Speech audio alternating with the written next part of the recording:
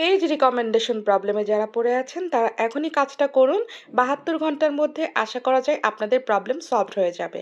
And then first of all আপনাকে যে কাজটা করতে হবে, সহজেই আপনার পেজে প্রবেশ করুন আর তারপরে 3 ডট যেখানে আছে ওখানে টাচ করুন। দেন একটু স্ক্রল ডাউন করে আসলে দেখতে পারবেন রিপোর্ট এ প্রবলেম।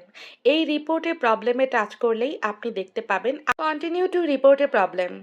এই অপশনটা ওপেন হয়ে যাবে আর ওপেন হওয়ার পরেই আপনি আপনার কাজটা করে ফেলবেন। এখানে ইনক্লুডে টাচ করে দিবেন। ইনক্লুডে টাচ করার পরেই আপনার পেজটা চলে আসবে। আপনি নিজে দেখতে পাচ্ছেন পেজ, কারণ আমাদের কাজ হচ্ছে পেজে। সেই জন্য আমি এখানে এখন লিখব যেটা আমার আগে থেকে কপি করা ছিল, আমি এটা জাস্ট পেস্ট করে দিলাম। My Facebook account is not recommendable due to previous violation, made a mistake, so apologies. Please recommend my Facebook page. Thank you. এখানে কোনো ভুলের কারণে সাসপেন্ডেড করে থাকলে সেটার জন্য ক্ষমা প্রার্থনার জন্য একটা অ্যাপ্লিকেশন করা। তারপরে আপনারা চলে যাবেন গ্যালারিতে। গ্যালারিতে আপনার আগে থেকে স্ক্রিনশট নেয়া এই ছবিটাকে আপনার সেন্ড করতে হবে।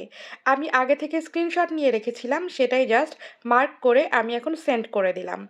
আর সেন্ড করার পরেই আপনার এখানে একটি নোটিফিকেশন চলে আসবে, thanks your feedback helps improve Facebook.